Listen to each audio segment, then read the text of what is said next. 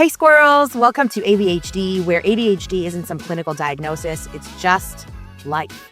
I'm AV, your always honest tour guide through this beautiful mess. Over here, we're not about fixing yourself.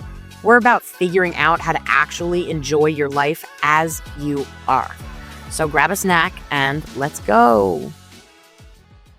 Hey squirrels, welcome back to another episode of AVHD. And today we are talking about money, and I really don't want to talk about money. I hate talking about money. But let's just dive right in because we're going to be brave together as we combat our money issues that I'm sure we all have. Because let's be honest, ADHD does not just cost us time, energy, and focus. It costs us money, and not just in the obvious ways that you'd expect. So today we are pulling back the curtain on what we call ADHD tax, which are basically the hidden ways that our businesses bleed cash without us even realizing it. More importantly, how can we start patching these leaks without shaming ourselves for having them in the first place? Because they're going to exist. So let's just jump right in with what even is ADHD tax. ADHD tax is kind of like a lighthearted terminology of like, oh, ew, ooh, I had like a bad thing that happened because of my poor little ADHD. But honestly, it can be extremely debilitating when it's something that's recurring and happens over and over and over again. It's a subscription that you forgot to cancel because the cancellation process was multi-step, overwhelming. It's the subscription you forgot to cancel because the cancellation process had multiple steps or was too overwhelming. It's the invoice that you forgot to send and just felt too awkward to follow up on at a certain point. The rush fees that you paid because you procrastinated and left everything till the last second. The random productivity tool or app that you thought was going to solve everything, but you never even opened it. I paid for a CRM for 2 years without ever opening it. I decided that if we wanted to onboard people properly, we needed a very robust skills testing system. And I spent $4,000 on that before I was able to cancel it because I locked myself into a contract. I have a YouTube subscription for YouTube Premium that isn't even attached to any of my accounts. I pay for it every single month because I cannot even find it. Those are just some examples of ADHD tax, and these things pile up to egregious amounts of money and huge sums on a monthly basis. So why does this hit entrepreneurs specifically hard? If you're running your own business and you're running on ADHD brain power, you are especially at risk for these types of challenges for a bunch of reasons. First of all, executive dysfunction makes tiny tasks feel like massive mountains, right? So canceling something, specifically gym memberships. God damn, I hate canceling gym memberships because you have to call, then you have to send an email, then you have to send a follow-up email, then you need to call the headquarters, and then like someone special needs to sign off on it. It's impossible to do. So we know that even if it is a tiny task, or it seems like a tiny task, one task, cancel your gym membership, it has so many steps that your executive challenges can't keep up with that multi-step process. So even though it's simple, it makes it really, really difficult to do that type of task with an ADHD brain. Pair that with time blindness, and that means that deadlines are constantly sneaking up on you. I put a deadline to replace my couch 2 months ago in my calendar because the warranty was running out. I haven't replaced my couch, even though the deadline was entered into my calendar in advance to make my life a little bit easier in the future. Time blindness still means deadlines sneak up on you or just speed past you entirely. The impulsivity trap of like, this is the thing that's going to fix me. This is the thing that's going to help. I'm going to buy this new tech, or I'm going to hire someone to help me. I'm going to book a new service like in a panic because I've convinced myself that I need this at this exact moment. That impulsivity can trap you because maybe you even signed a contract. Maybe you even committed yourself to multiple months of paying on a specific thing that you're never going to get use out of. But at the moment, you convinced yourself that that was the right way, that was the right path forward for you. That shame spiral of not managing your money well and doing something impulsive or missing a deadline or wasting money again, that shame makes you spiral into ignoring money issues instead of facing them. And if you needed an example, look at me just here, trying to avoid even talking about it. I don't even want to talk about my emotional dysregulation surrounding money issues. I've had to make a budget for my household for the last year, and I just haven't done it because I'm scared of what I'm going to find and I'm scared of what I'm going to see. Even though I know that I'm on top of my money and I know exactly what everything looks like, I don't want to deal with the shame of seeing the times where I inevitably fucked up. I don't want to deal with it. And maybe you're like me. It's not that we're irresponsible. It's that the systems that are built for normal brains don't work for us. Why shouldn't you just be able to download Rocket Money and keep track of your finances like everybody else? There's an app that does it for you. It makes it super, super simple. If you don't have Rocket Money, this is not sponsored, but get it. It will really help you. And still, it's nearly impossible to stick to your systems because a simple notification or pop-up is not going to do it for me. I need a system that's a lot more robust and supportive of me in my various challenges. And honestly, pretending that the systems that exist work for us is just even more draining. It's constantly banging your head against the wall and insisting on doing something a specific way with no success and no success and no success and no success. So where do you end up with? A headache for sure from banging your head against the wall that much. You might even be bleeding at this point, depending on how long you've been banging your head against that wall. But no matter how hard or how long you bang your head against the wall, it is not going to fix what is going on in your brain. So let's stop trying to fix and start trying to notice where we are losing money and plugging those bleeds. So where are you probably losing money right now? All right, entrepreneurs, let us get brutally honest for a second. There are some places where you are probably bleeding cash today without even realizing it. Okay. The first is subscriptions, subscriptions that you don't use and that you haven't checked in months. Again, Rocket Money is a saver here. Not sponsored. Rocket Money, come find us and sponsor us. Um, Rocket Money is a savior here because not only will they tell you what subscriptions you have, they also will barter for you, cancel the subscriptions for you and get some of your money back whenever possible. However, Rocket Money doesn't work with YouTube, which is why I still have a YouTube premium subscription that is hiding somewhere. The only reason I know that it exists is because of Rocket Money, and I get to watch $14 leave my account every single month because I have no idea where that account is. Subscriptions, don't let them get you. You will sign up for a free trial and you will forget. You will intend on using something for a year and then cancel it. You can pre-cancel subscriptions in your Google Play or your App Store. You can go in and you can cancel the subscription in advance so that it plays out, but it doesn't auto-renew. Set yourself up for success while you're still thinking about it at the beginning. The second place where you're probably bleeding cash is hiring out of urgency instead of planning. Oh my good God.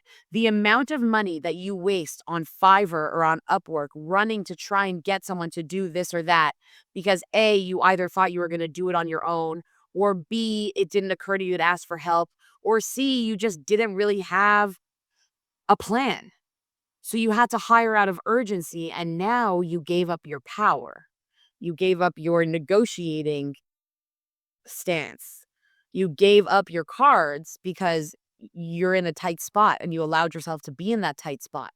We don't ever want to be there as business people because we will be giving up our power in our business dealings and negotiations.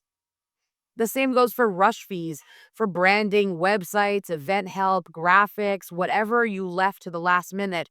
Anything that needs to be printed, it's going to have a rush fee associated with it.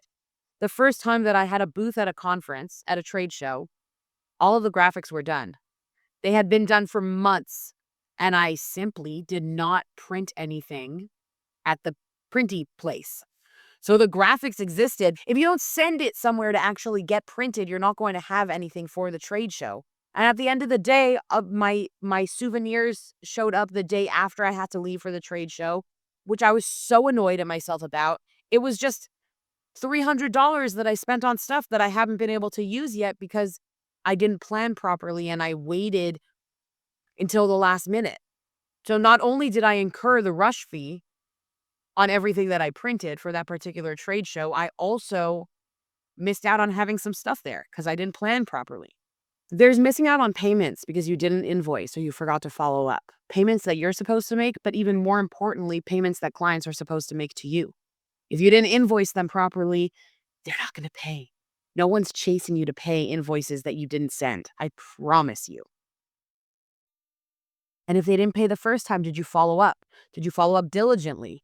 Did you have to follow up so many times that you inevitably stopped following up and never collected on your money? You could be losing a ton of money right now. I spoke to a business person who works in a brick and mortar business, and he had $45,000 of of invoices that he hadn't collected on. We suggested to him to put together an invoicing team and a finance team that would be able to invoice the clients and collect on the payments and ensure that everything was organized in his bookkeeping system. But ultimately, he opted not to do that. And when I checked in with him like 6 months later, he had collected on 2 out of maybe 40 invoices. That's probably $40,000 or more that he left on the table just because. So a lot of our examples aren't quite that extreme, but oh my goodness, that the feeling at least I think is relatable to the majority of us. And the last one, this one is particularly painful. It's investing in the business tools, in the courses, in the systems that you didn't integrate, impulsively following somebody who sold you a specific solution that was going to be it, but then weren't able to deliver on it. All of that stuff and all of that money and all of those solutions that we thought were going to be the solution, you are wasting money there. And you're wasting money anywhere where you haven't approached with a plan. Take 5 minutes after this episode and pull up your Blast Bank statement. I dare you. If you're anything like me, it's going to be uncomfortable, but a really, really important starting point to plugging some of the holes in your life, to plugging some of the holes in your finances. There's so much financial advice in this world, and there's so many finance experts, but why doesn't traditional financial advice really work for us?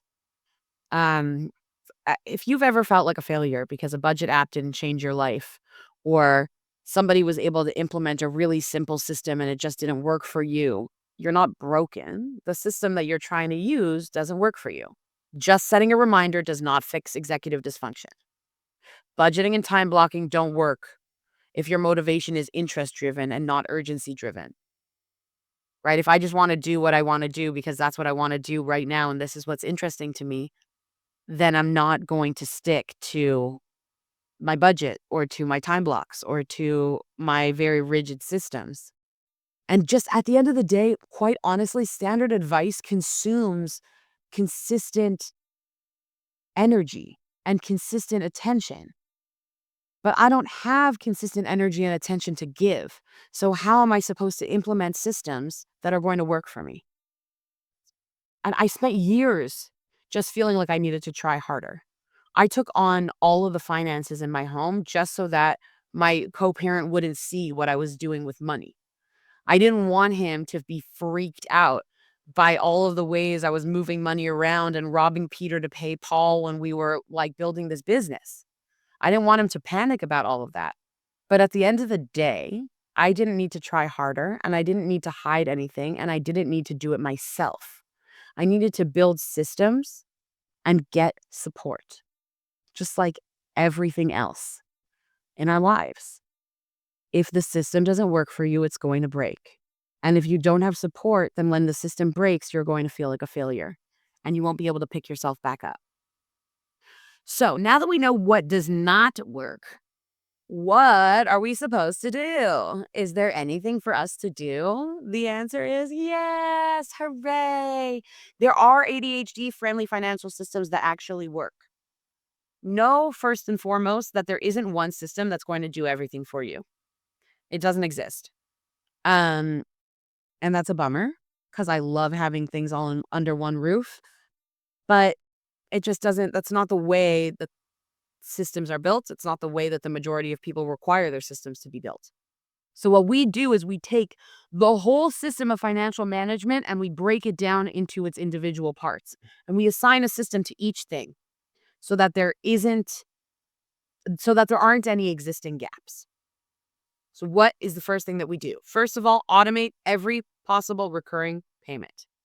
Savings transfers, invoices, recurring bills, anything that needs to go anywhere consistently and automatically, automate it.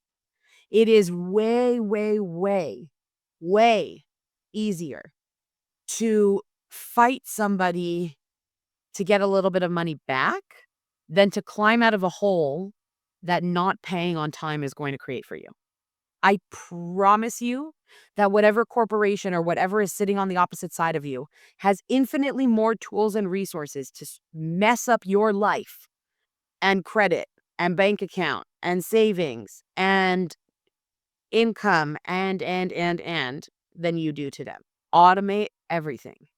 Schedule money check-ins. You got to do it. Tie them to something fun, like a fun little treat. You got to have financial check-ins with yourself, or if you're budgeting and financing with another person, a partner, then make sure that it's with them as well. You have to check in. I saw TikTok once several years ago that stuck with me. It was a young woman who was talking about how, like, no one wants to spend any time with you if you don't want to spend time with them, right? If you're not excited about spending time with someone, they're going to avoid your company and they're going to choose to spend time with someone else. Money is the same way. If you don't pay attention to her and you don't watch her and you don't love on her and you don't like check in and see how she's doing, she's going to go spend time with someone else. Keep an eye on your money. Pay attention to her so she doesn't go find a more attentive lover. Use accountability buddies or your VA to do subscription audits. So Rocket Money is an app that I mentioned a bunch of times. You can do a subscription audit there. They can cancel a lot of your stuff for you. A virtual assistant can do the same thing. They can scan your bills and see what you are paying unnecessarily for. An accountability buddy can do the same thing. Hey, y'all, let's check in with the group chat and see what's going on with our subscriptions. What's going on with our credit card bills? Is there something there that we're paying for that we shouldn't be paying for? How do we plug the gaps there so that we're not constantly bleeding money for no reason? And then remember how at the beginning of this segment, we were talking about there's not one system that works for everything. You have to attack everything as its own individual micro part and assign a system to it.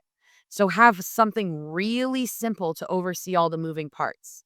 A spreadsheet, a simple dashboard, a whiteboard for all I care, color coded, but nothing super overwhelming, nothing really technical, just this is what is happening and this is where we need to be paying attention. Create that dashboard for yourself. These are also all tasks that a virtual assistant can handle. If you have a virtual assistant, they can create this financial dashboard for you so you can keep a closer eye on your funds and monies that are going in and out. So once a month, I sit down with my executive assistant because I can't do these things on my own. I don't have the capacity. And we sit down with the checklist, the subscriptions, the invoices, the late fees for 30 minutes. That's if there's anything to deal with. Because if my executive assistant is doing her job, then she's also catching any bill reminders that are coming in. And if it's a business related expense, it goes straight to the finance department and the finance department handles it. I haven't had a late payment in my business in 2 years since I hired a finance virtual assistant. That is another way that I make sure that I'm not standing out here with myself exposed because I'm not making payments on time. By outsourcing those specific tasks that I'm really bad at, I was able to gain complete freedom in that area of my life. I make it easy for myself because if it's complicated, I'm going to avoid it. And if it needs to be complicated, then I delegate it to the best of my ability. Y'all, the ADHD tax is real and it is expensive, but it doesn't mean that you're bad at business. It means that you're bad at financial management. It means that your brain needs a different system, one that's forgiving and flexible, but that has a lot of backup in place so that you can't fall, so that you can't fail and you can't falter. Set yourself up for success for the future.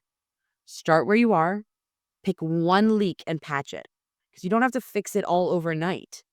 You just have to start plugging the holes. So if this episode made you want to rage quit your subscription folder or finally invoice that one client you've been avoiding, please tell me about it. DM me and comment on our socials. Send a carrier pigeon if you have to. I want to hear all of your ADHD tax horror stories. Please subscribe and follow along on all socials at AVYHD podcast. And if you need some help figuring out where and how you can delegate, let us know. We're always happy to help. Until next time, try not to avoid the scary things. Let's see if we can all look at our bank statements this month. And best of luck. I know I'm going to need it. Bye.